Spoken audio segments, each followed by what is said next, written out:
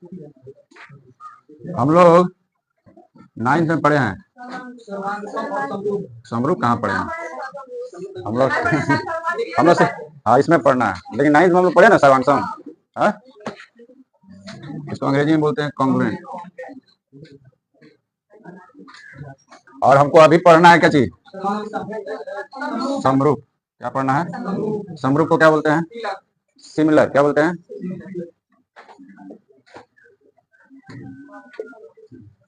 ठीक है। अब ये दोनों में क्या अंतर है? सर्वांग त्रिभुज किसे कहते हैं?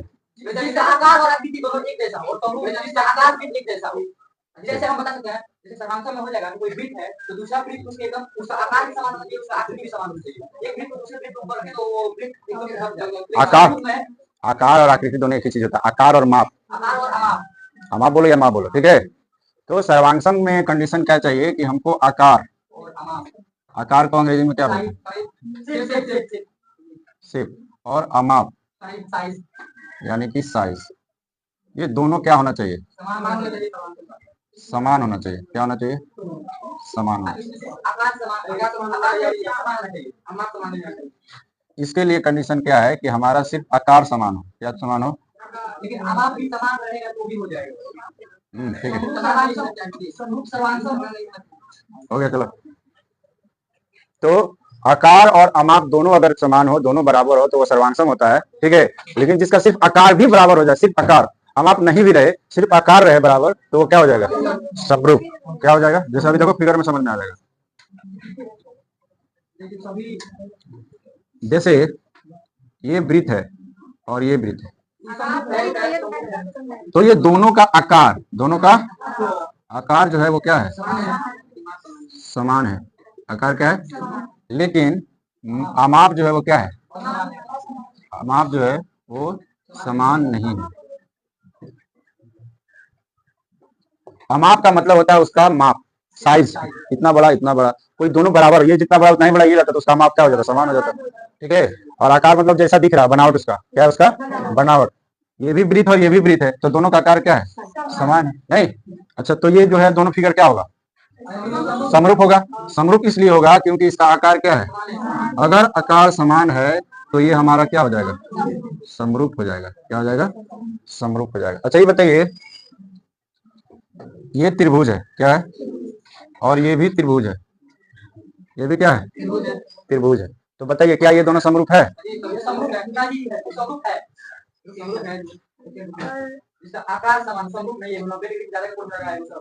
जैसे ये वृत्त है, ये भी वृत्त है, यानी दोनों का आकार समान है, इसलिए ना वृत्त बोल रहे हैं।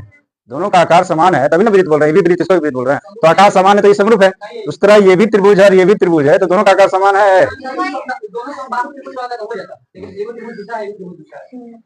कहने का मतलब इसका आकार समान नहीं है। आकार समान है, देखिए ये ऐसे झुका हुआ है, ऐसे झुका हुआ है, ये ऐसे नहीं झुका हुआ, सीधा खड़ा है ना? तो जरूरी नहीं है कि ये त्रिभुज है ये भी त्रिभुज है तो दोनों समरूप हो जाएगा, ठीक ना? इसका मतलब इसका आकार जो है वो क्या है?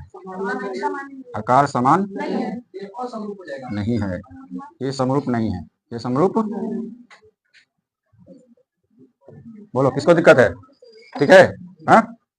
तो सर्वांग में क्या होना चाहिए? उसका आकार और अमाप दोनों के दोनों क्या होना चाहिए?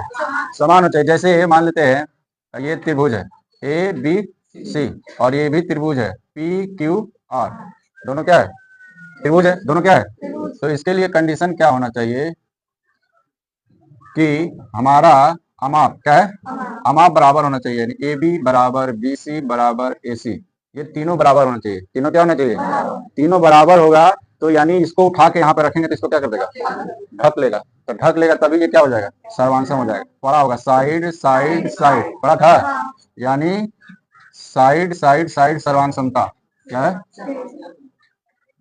से त्रिभुज ए बी सी और त्रिभुज पी क्यू आर दोनों क्या है? सर्वांग है। सर्वांग को कैसे करते हैं? ऐसे करते, ठीक है। ठीक है, तो पहला कंडीशन इसमें 5 को बताए थे या 4 को बताए थे ना? पहला ये होना चाहिए कि तीनों के तीनों इसका साइड इसके तीनों साइड से बराबर होना चाहिए, ठीक है, तो वो क्या हो जाएगा? सर्वांग। दूसरा बताए थे इसका एक साइड इसका एक साइड, इसका एक एंगल इसका एक एंगल, इसका एक साइड इसका एक साइड, यानी side angle side, side angle side अगर बराबर है, साइड एंगल साइड अगर बराबर है, ऐसे है A B C P Q R, तो यहाँ पे अगर ए बी बराबर पी क्यू है, ए बी बराबर इसका ये भुजा इसका ये भुजा के इसका बी सी जो है इसका क्यू आर के बराबर है, यानी ये और ये क्या है, और ये कोण बराबर चाहिए। बताए कौन कौन बराबर, कौन कौन सा कोण, बी और क्यू, यानी दोनों भुजा जो हमने लिए है ना, दोनों भुजा लिए ना, इसका अंतर्गत कोण, इसके यानी इसके अंदर आने वाला कोण ये हो रहा है, ये दोनों के अंदर आने वाला कोण ये हो रहा है। तो यानी कोण बी जो है वो कोण क्यू के क्या होना चाहिए, तब हमारा नियम लगेगा साइड एंगल साइड सर्वांग समता।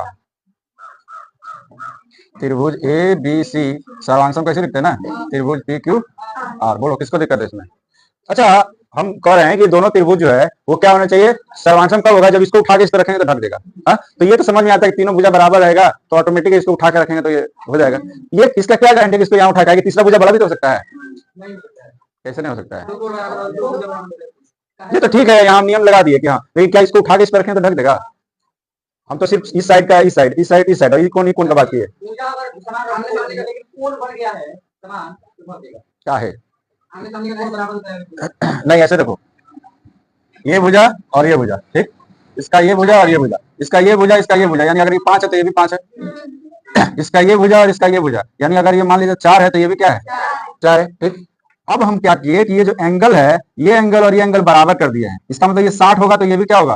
अब बताइए कितना छोटा भुजा हो चाहे बड़ा भुजा हो उसे हमको मतलब नहीं है, जब ये एंगल इतना फैला है तो उतना ही के हिसाब से ना साइड आएगा।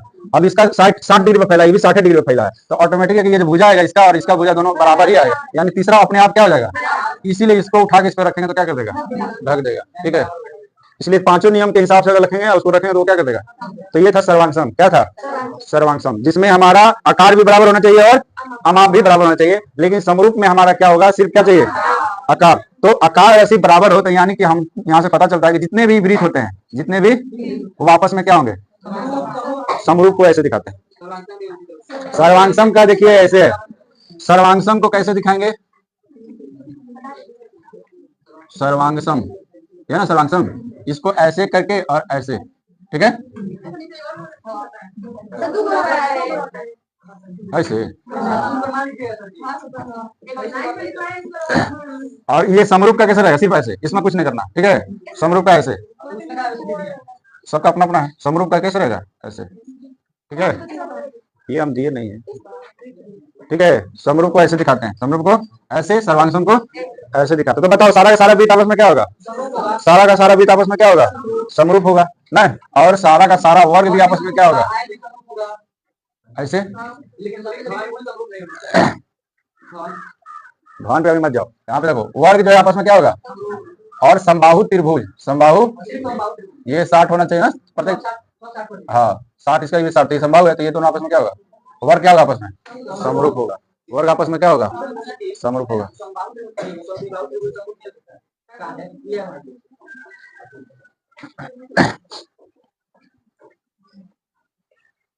समद्विबाहु त्रिभुज किसे कहते हैं, ये भुजा आपस में बराबर हो, हाँ? ये भुजा आपस में, तो तुम कैसे ये जो है ये वाला कैसे तुम्हारा सर्वांग समरूप हो जाएगा। ये समरूप नहीं होगा, इसलिए नहीं होगा क्योंकि इसका जो है एंगल बदल जाएगा, एंगल बदल जाएगा। देख लो इसका जो एंगल है ये जैसे ही ये वाला अगर छोटा ये वाला तो ये बड़ा है, इसका मतलब इसका कोण ज्यादा होगा, और ये छोटा इसका कोण कम होगा, ठीक है। तो समरूप का भी नियम लिखाएंगे तुमको। समरूप का नियम क्या होता है, पहला कंडीशन कि दोनों त्रिभुज का संगत कोण बराबर होना चाहिए, संगत कोण, पहला कंडीशन संगत कोण। तो ये बताओ ये वाला छोटा है ये बड़ा है, तो ऐसे ही पता चला ये कोण छोटा होगा ये कोण क्या होगा, बड़ा होगा। तो दोनों ना भुजा बराबर है, सारा का सारा संगत कोण हम क्या चाहते हैं, इसका ए इसके पी के, इसका बी इसके क्यू के, और इसका सी इसके आर के बराबर चाहिए हमको। ये कंडीशन फिक्स है कि समरूप में सारा का सारा कोण उसके पहला का सारा कोण दूसरे के सारे कोण से क्या होना चाहिए, बराबर होना चाहिए। इसमें बराबर नहीं होगा, इसलिए ना समबाहु में क्या हो रहा है, समबाहु का प्रत्येक कोण जो है वो आपस में क्या होगा, चाहे कितना बड़ा होगा कितना छोटा होगा, कोण आपस में क्या होगा, ये क्या होगा, बराबर हो, ठीक है। और दूसरा कंडीशन, दोनों त्रिभुज के संगत भुजा का अनुपात बराबर होना चाहिए। क्या होना चाहिए, अनुपात बराबर होना चाहिए, ठीक है। अनुपात बराबर का मतलब क्या हुआ कि ए बी का जो भुजा है वो बटा में पी क्यू बराबर होना चाहिए, बीसी भुजा बीसी बटा क्यू आर बराबर होना चाहिए AC बटा PR, ठीक है। ये दो